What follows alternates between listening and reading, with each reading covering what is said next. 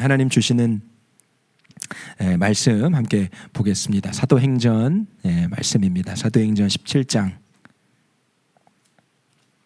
사도행전 17장 16절에서 34절까지 보겠습니다.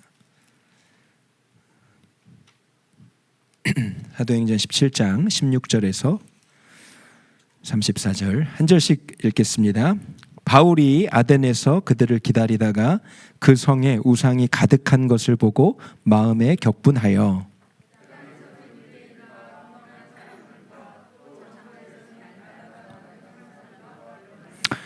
어떤 에피크로스와 스토아 철학자들도 바울과 쟁론할새 어떤 사람은 이르되 이 말쟁이가 무슨 말을 하고자 하느냐 하고 어떤 사람은 이르되 이방 신들을 전하는 사람인가 보다 하니 이는 바울이 예수와 부활을 전하기 때문이러라.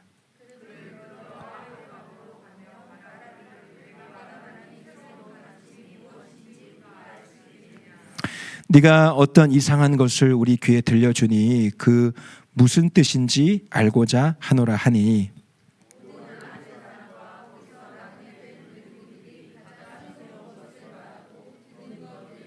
달리 시간을 쓰지 않음. 바울이 아레오바고 가운데 서서 말하되 아덴 사람들아 너희를 보니 범사의 종교심이 많도다.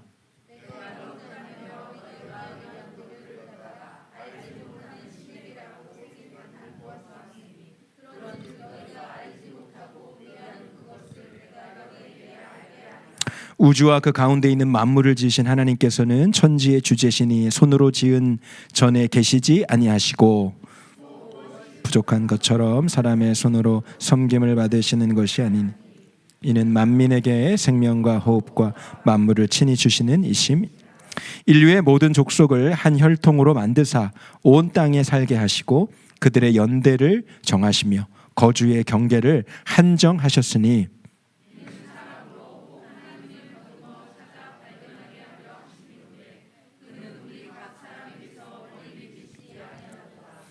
우리가 그를 힘입어 살며 기동하며 존재하느니라. 너희 시인 중 어떤 사람들의 말과 같이 우리가 그의 소생이라 하니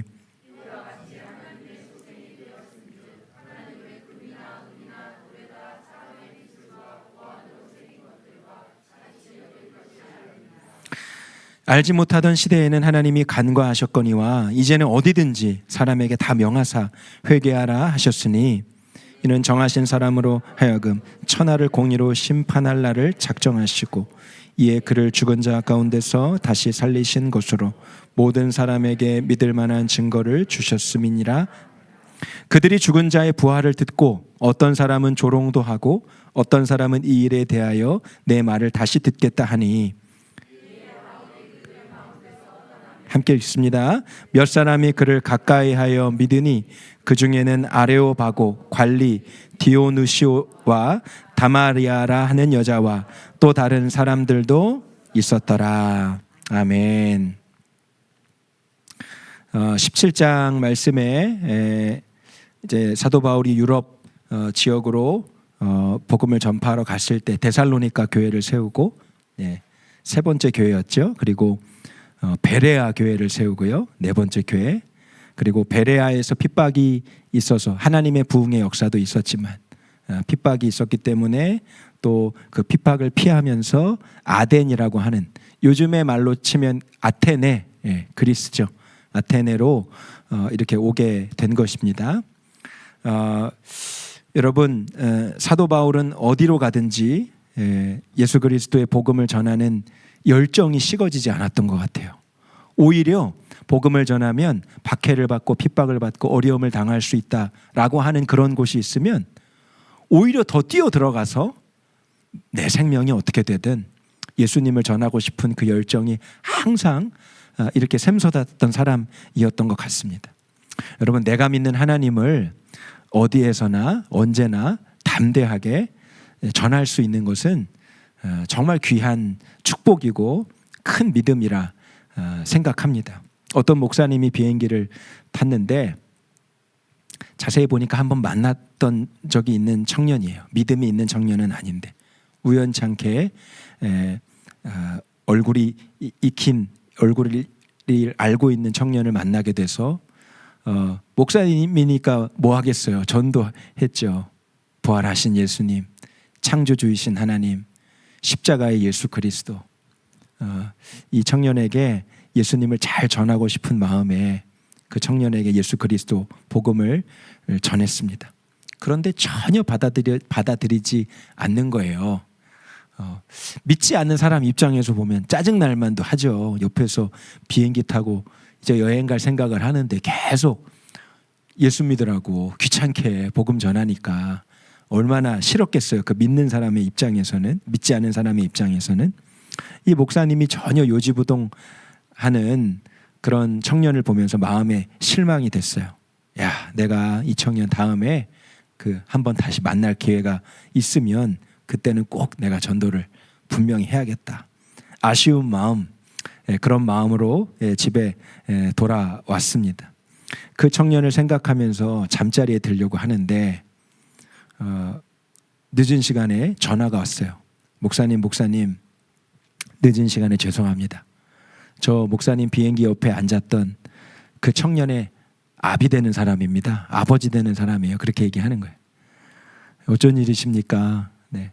목사님 그때 아들 뒷좌석에 앉아서 목사님이 제 아들에게 했던 그 이야기를 제가 한참 들었습니다. 그래서 어떠셨습니까? 그 아들에게 전하시는 얘기를 듣고 제가 기독교에 관심이 생겼어요. 예수님이 도대체 어떤 분이신지. 제가 예수님을 더 알기를 원합니다.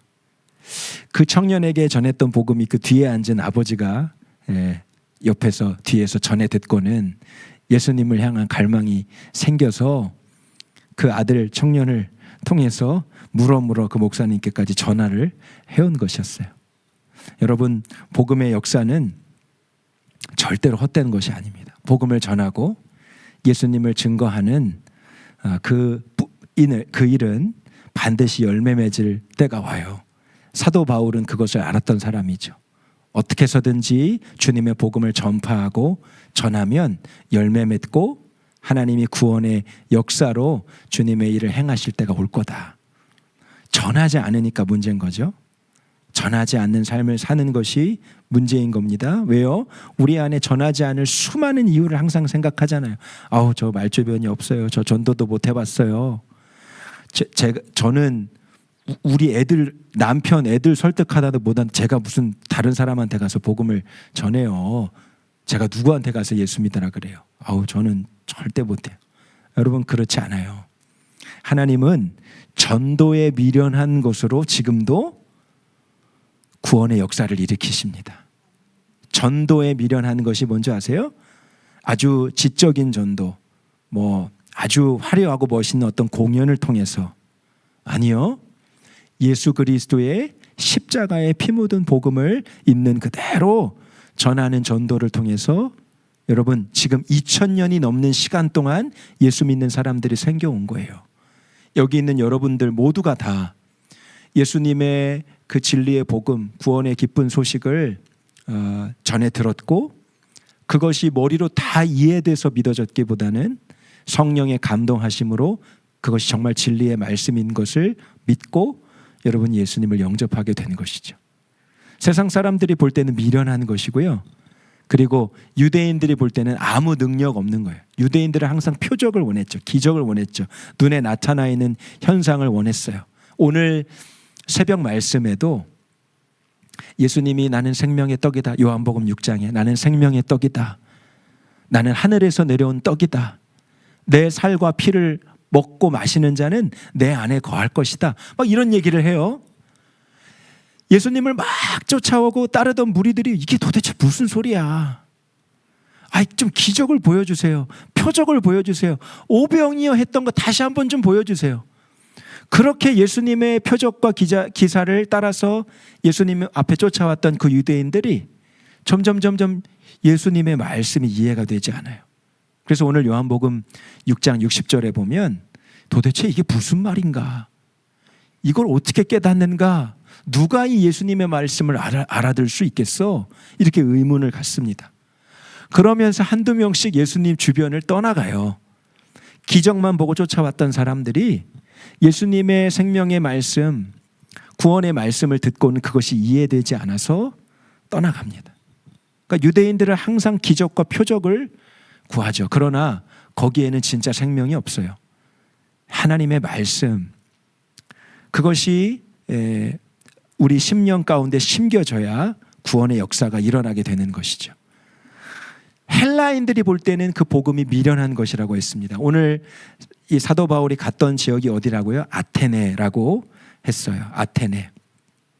이 아테네는 여러분 그리스 철학이 발달한, 이 세계 철학자들이 그리스 중심 철학으로 공부를 하죠. 여러분 오늘 말씀에도 나오잖아요. 에피쿠로스 학파, 스토아 철학자 18절에 그렇게 나오죠. 우리 청소년들 학교 다닐 때 배웠을 거예요. 에피쿠로스 학파, 스토아 철학자들의 학파. 아주 철학 사상의 근원이 되는 지역이 바로 이 그리스 아테네입니다. 항상 철학적인 사고를 하면서 논쟁하고 변론하고 뭐가 진짜 참이냐 뭐가 진리냐 이런 것을 따지고 쟁론하는 그곳이 바로 아테네였고요. 그리고 온갖 신이 잡다한, 아주 온갖 신이 즐비한 곳이 아테네입니다. 여러분 그리스가 뭐가 유명해요? 그리스 로마 신화가 유명하죠. 모든 것을 다 신격화하는 아주 그런 신에 대한 그런 존경심, 또 그런 이상, 그리고 그 신에 대한 아주 궁금증으로 가득한 사람들이 이 그리스 사람들, 아덴 사람들인 거예요. 자, 오늘 사도 바울이요, 그 아덴 사람들의 모습을 보니까 마음이 뒤집어집니다. 오늘 2절 말씀에 바울이 아덴에서 그들을 기다리다가 그 성에 우상이 가득한 것을 보고 이렇게 되어 있어요. 그러면서 어떻게 됩니까? 마음에 격분하여 이렇게 됩니다.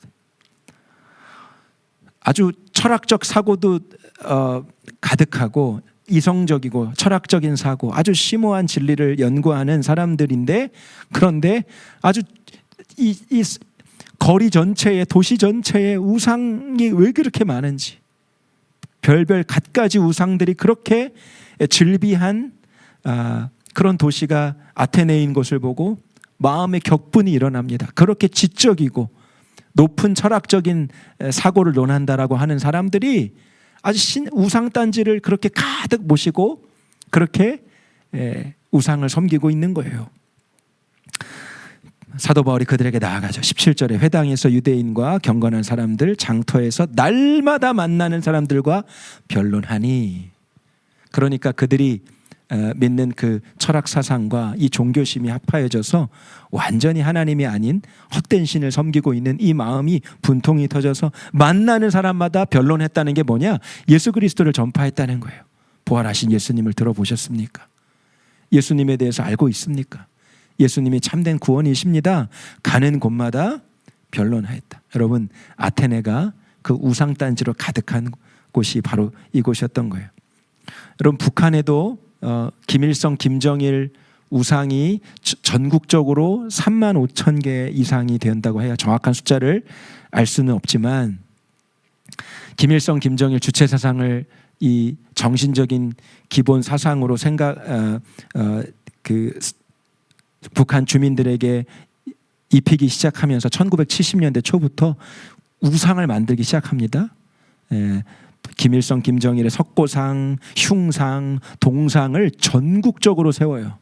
어디에서나 그 동상을 볼 수 있도록. 북한이 하도 동상을 많이 만들어서 북한의 거대 동상 제작 기술이 세계 1위라는 그런 이야기가 있을 정도입니다. 평양시 만수대에 김일성, 김정일 우상이, 큰 동상이 이렇게 세워져 있는데 밤에도 불이 꺼지지 않게 그 동상을 비춘대요. 그래서 항상 예비 전력까지 구비를 해놓고 항상 불이 꺼지지 않도록, 밤에는 불이 꺼지지 않도록. 2000년대 초에 17분 동안이나 정전이 돼가지고 불이 꺼진 적이 있었는데 그 담당자가 총살이 되었다 그러죠. 그러니까 정말 그 죽어있는 헛된 신을 살아있는 신처럼 섬기고 있는 나라가 우리 한반도 위쪽에 있는 북한입니다. 바울이 그 모습을 보면서 통탄해하고 비통해했어요. 참된 하나님을 알지 못하고 죽어있는 아무 능력 없는 것에 신격화하는 그들의 모습에 통탄하면서 만나는 이들마다 예수님을 전했습니다. 뭐 에피크로스 학파든 스토아 철학자든 뭐 아무리 심오한 철학 사상을 가지고 있든 예수님 들어보셨습니까? 예수님에 대해서 알고 있습니까? 그분이 부활하셨습니다. 그분이 살아계신 하나님입니다. 그렇게 변론하고 예수님의 복음을 전파했어요. 이 아덴 사람들이요, 듣도 보던 예수라는 사람에 대해서 바울을 통해서 전해 들으니까 귀가 솔깃합니다. 이건 또 무슨 신이야? 우리가 한 번도 들어보지 못한 예수라는 신? 아니, 부활을 했대. 막 들썩들썩거리는 거예요. 한 번도 들어보지 못한 인물에 대해서, 그가 하나님이라고 이야기하는 그 복음에 대해서 귀가 솔깃하면서 아테네 사람들이 이 사도 바울을 데리고 아레오바고라는 곳으로 그를 이끌어 갑니다. 이 아레오바고라는 곳은 그리스 아테네 북서쪽에 위치한 곳인데, 이렇게 큰 바위로 된 어떤 단상 같은 거래요. 이렇게 큰 공원처럼 되어 있는 바위로 된 언덕입니다. 근데 거기에서 어떤 법이 집행되어지는 곳이기도 하고요, 중요한 철학 사상들이 이렇게 논쟁하고 변론하는 곳이기도 한 곳이에요. 그러니까 이 아테네라는 도시에 어떻게 보면 굉장히 지적인 중심, 그들의 사상의 중심, 그들의 핵심, 그들의 정신세계의 중심이라고 할 수 있는 아주 그런 상징적인 곳이 그 아레오바고라는 곳입니다. 거기서 철학도 사상도 다루어지고 중요한 법의 문제를 다루는 곳이기도 한데, 그곳에 사도 바울을 세우고 네가 알고 있는 그 예수에 대해서 전해보라, 그렇게 이야기한 거예요. 어찌 보면 가장 발달한 대학교 강단 위에서 사도 바울이 복음을 전했다고 할 수도 있겠고, 아니면 아주 뛰어난 고등법원 같은 그런 현장에서 사도 바울이 복음을 사람들에게 전파한 겁니다. 대학 교수들일 수도 있고요, 법관, 재판관들을 앞에 두고 예수님에 대해서 전한 거예요. 철학적 사고의 중심, 온갖 미신으로 가득한 그 우상 숭배 중심에 서서 복음을 전파한 겁니다. 그것이 24절에서 29절까지의 말씀을 하나님이 어떤 분이신지 사도 바울이 선포합니다. 24절에 우주와 그 가운데 있는 만물을 지으신 하나님은 천지의 주제시다, 이렇게 말하고요. 25절에 만민에게 생명과 호흡과 만물을 친히 주시는 분이시다, 그렇게 얘기합니다.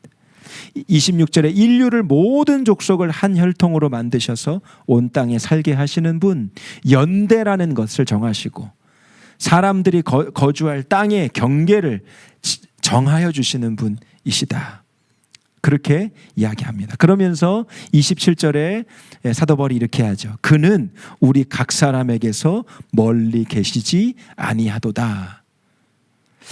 사도 바울이 하나님에 대해서 이 세상에 참된 신은 하나님이시고, 이 세상에 참된 통치자는 하나님이시고, 이 세상에 유일한 신이라는 신은 하나님밖에 계시지 않습니다. 그리고 그 하나님이 예수 그리스도, 사람의 형상으로 오셔서 우리에게 나타나신 바 된 것이 예수 그리스도이십니다를 증거하면서 사도 바울이 말하고 싶은 그거예요. 그가 멀리 계신 분이 아닙니다. 그러면서 28절에 이렇게 얘기합니다. 우리가 그를 힘입어 살며 기동하며 존재하느니라. 너희 시인 중 어떤 사람들의 말과 같이 우리가 그의 소생이다. 이와 같이 하나님의 소생이 되었은즉 하나님을 금이나 은이나 돌에다 사람의 기술과 고안으로 새긴 것들과 같이 여길 것이 아니니라. 무슨 말입니까? 하나님은 살아계신 분이라는 거예요. 하나님은 죽어있는 하나님, 동상을 항상 봐야 알 수 있고 인식될 수 있는 존재가 아니라, 하나님은 지금도 온 천하 만물을 다스리시고 그리고 우리의 삶 가운데 함께 하시는, 그래서 우리가 그의 능력과 힘을 힘입어서 살고, 그가 호흡을 주셔서 살고, 하나님과 교제하면서 살고, 심지어 우리가 하나님의 자녀다, 하나님의 소생이다, 하나님으로부터 난 생명이다. 우리의 생명이 하나님께로부터 왔다. 그 하나님은 지금도 살아계시다 라는 것을 전하는 것입니다. 여러분, 전도에 미련한 것으로 우리가 복음을 전한다고 했습니다. 예수 그리스도이시죠. 십자가 복음. 십자가의 놀라운 능력, 십자가의 죽음, 십자가의 부활, 십자가의 보혈, 우리가 그것을 누군가에게 전파하는 것, 그것이 복음에 미련한 것이에요. 성령이 아니고서는 깨달을 수 없는 것이기 때문이죠. 그런데 여러분, 또 한 가지 복음의 중요한 메인 이슈가 있습니다. 그것은 하나님이 내 안에 살아계시다. 주님은 살아계신다. 하나님은 살아계시다라는 거예요.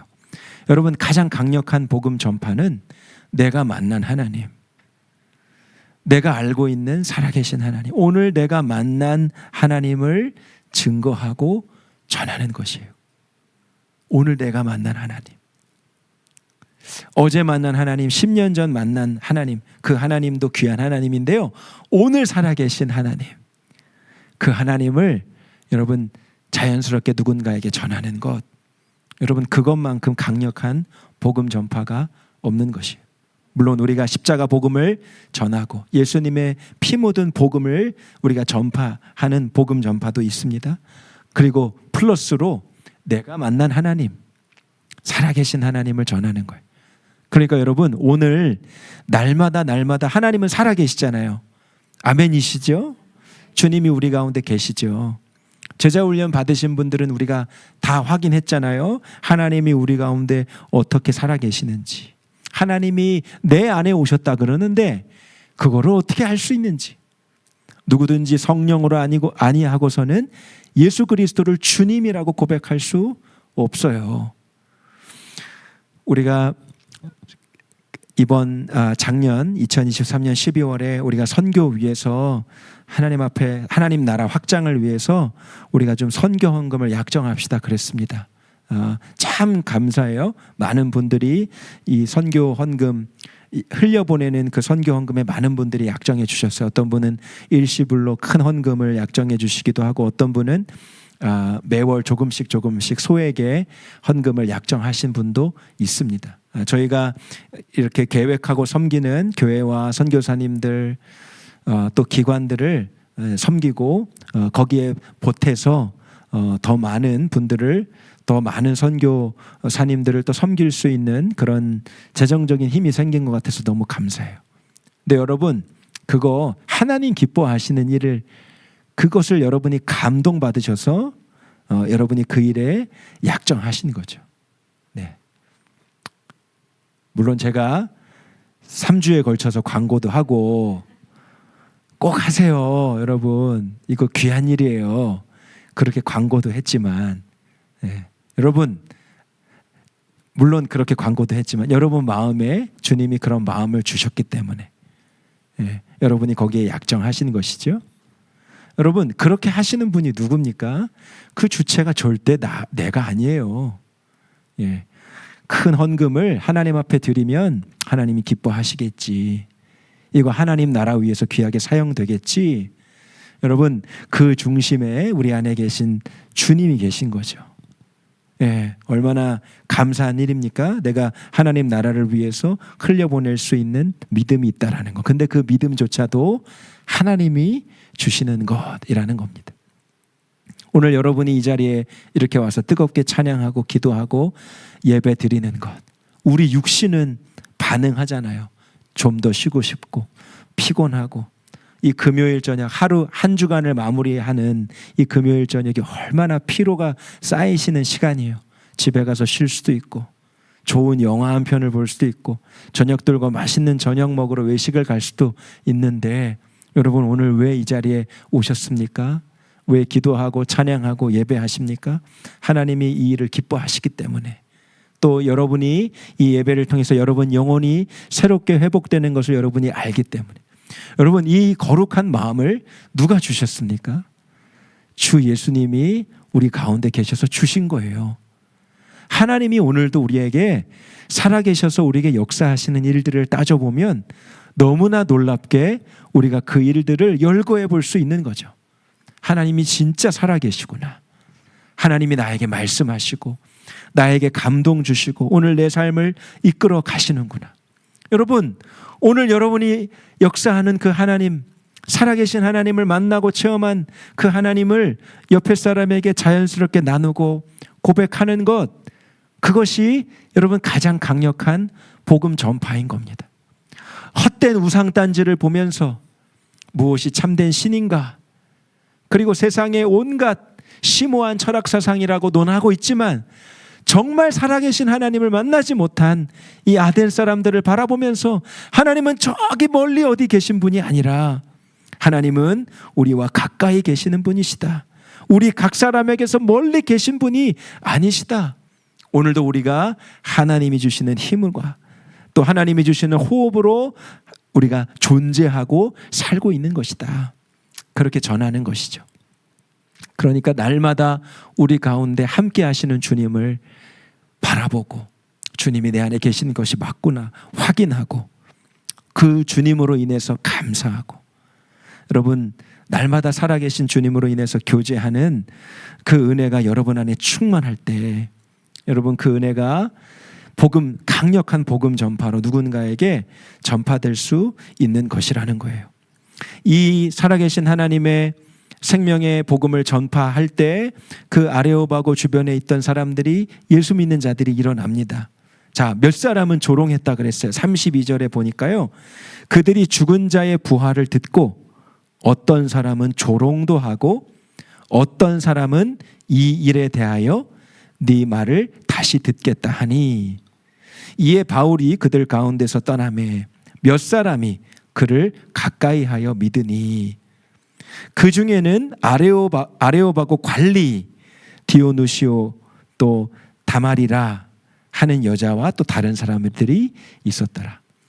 자, 복음을 전했을 때 어떤 사람은 콧방귀를 뀌고 뭐 무슨 사람이 죽었다 다시 살아나, 뭐 말도 안 되는 얘기를 하고 있어. 이렇게 헛웃음치고 조롱하고 손가락질하고 그 복음을 듣지 않았지만 몇 사람은 반응하는 거예요.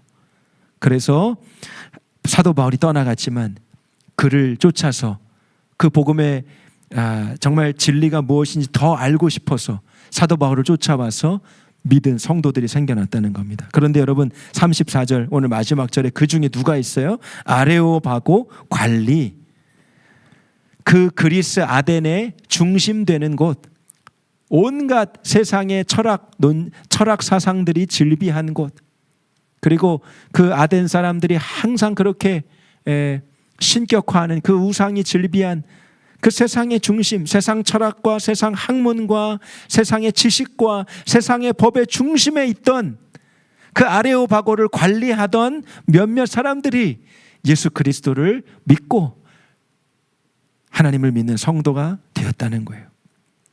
세상의 온갖 철학과 학식을 얼마나 많이 들었겠습니까? 눈으로 보았겠습니까? 그러나 무엇이죠? 거기에는 참된 생명과 진리가 없으니까 영적으로 갈망이 있었다는 거예요. 영적으로는 메말라 있었다는 거예요. 영적으로는 여전히 풀리지 않는 이 영적 문제에 목마름을 가지고 있었던 사람들이 있었다는 거죠. 여러분, 그래서 우리가 어디에서나 복음을 전해야 될 이유가 거기에 있는 것입니다. 지난주 경기도 경안동 이마트로 지난주와 지지난주 이제 처음 나갔거든요. 삼동 근처에만 항상 전도하다가 지난주 또 어제 지난주 이마트 앞에 사람이 많으니까 우리가 좀 복음의 이 복음 전파의 영역을 좀 확장시킵시다. 그래서 이제 태전동도 갈 거고 경안동도 갈 건데, 경안동 이마트, 경기도 광주의 가장 핫 플레이스, 그죠? 시내라고 불리는, 저는 시내, 사람들이 다 시내에서 만나요. 뭐 우리 전도사님들도 뭐 사러 어디 가세요? 네, 시내 가요. 그러면 엄청 큰 데인 줄 알았어요. 시내라 그래가지고, 엄청 크더라고요. 경기도 광주에서는 제일 커요. 시내 마트 하나 딱 있는 그곳, 사람이 가장 많이 있는 시내 가니까 사람들이 많더라고요.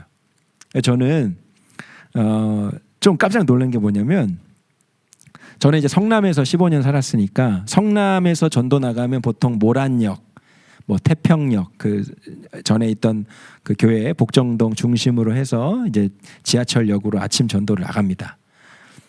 그러면 그래도 성남 사람들은 뭐라 그래야 될까요? 교회 나간다는 얘기는 안 해도 이렇게 휴지나 이렇게 나눠주면 잘 받았어요. 예. 뭐 한 50개 들고 나가면 한두 사람, 네, 한두 사람 이렇게 뭐 거절해, 싫습니다, 됐습니다 이렇게 지나가는데 거의 대부분의 사람들이 그래도 잘 받았거든요. 근데 제가 조금 의외로 놀란 게 경기도 광주 사람들이 좀 강팍하시더라고요. 잘 안 받아. 예. 그냥 전도지가 아니라 휴지 그냥 쓸 수 있는데 굉장히 강팍한 심령들이 많으시더라고요. 예.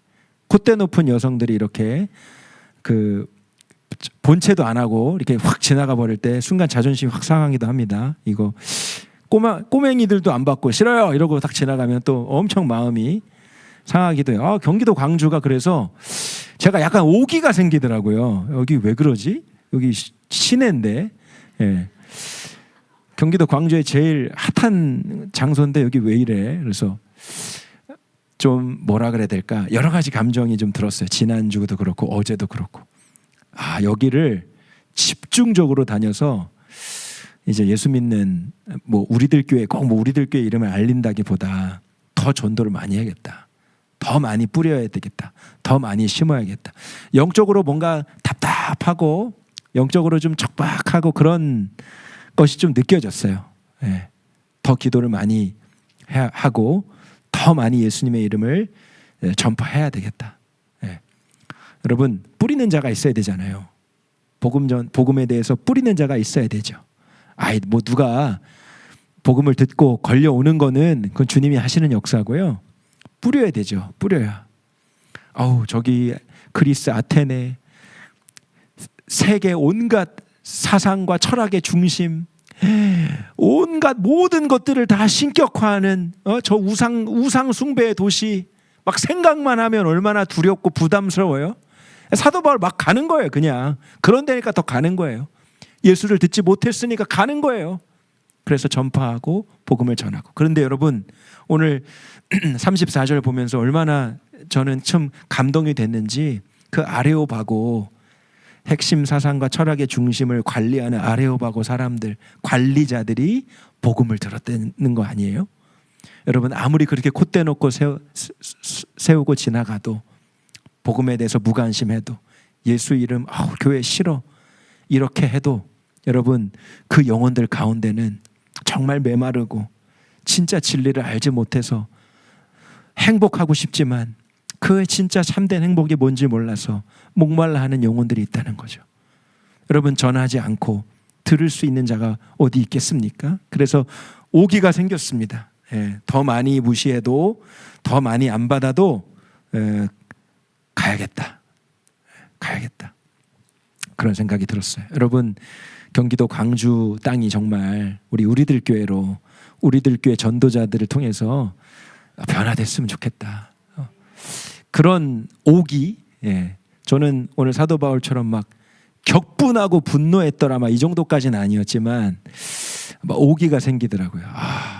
정말 주님의 이름을 더 많이 전파하고 뿌려야겠다 일단 막 예수님, 예수 그리스도 구원의 기쁜 소식 뿌려야겠다. 그런 생각이 들었습니다. 대부분 이제 우리들 교회 성도님들이 많이 이제 일하시는 분들이 많으니까 사실 목요 전도 때 많은 인원이 모이진 않습니다만 그래도 4분, 5분, 6분 이렇게 매주마다 모이셔서 얼마나 감사한지 모릅니다.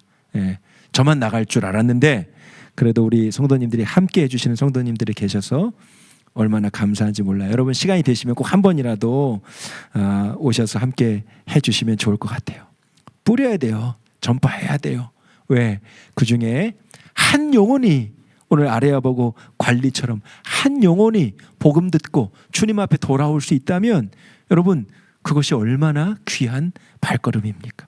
혹 누군가가 그 복음의 소식을 듣고 반응하지 않았다 할지라도 여러분 그 뿌려진 복음은 반드시 응답되고 또 열매 맺을 날이 올 거라는 거예요. 미국의 버지니아에 가면 맥린 바이블 처치라고 아주 큰 교회가 있습니다. 지금 데이비드 플랫이라는 목사님, 아주 유명한 젊은 목사님이시고 레디컬이라는 책을 쓴 목사님인데 수만 명이 모이는 교회로 부흥했어요. 그런데 그 목사님 이전에 이 교회를 개척한 론 솔로몬이라는 목사님이 있습니다. 근데 이 목사님은 거리의 불황자였어요.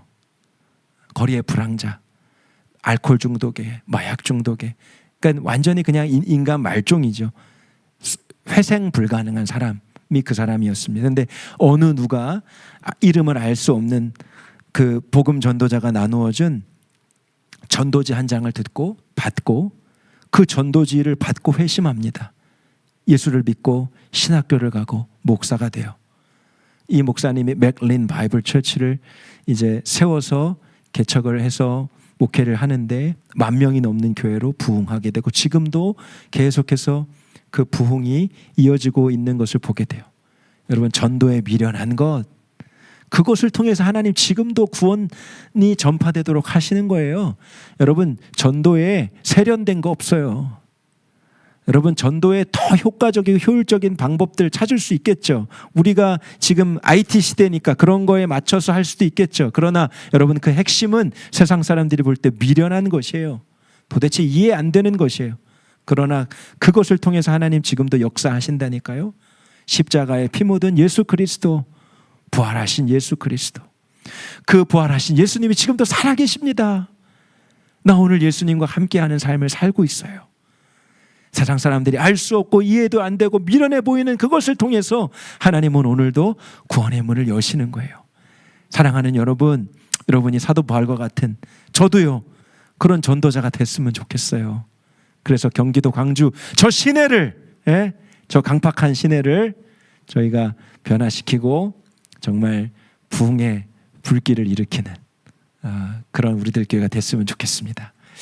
우리 찬양할까요? 우리 찬양하고 오늘 기도하기 원합니다. 우리 시선이라는 찬양.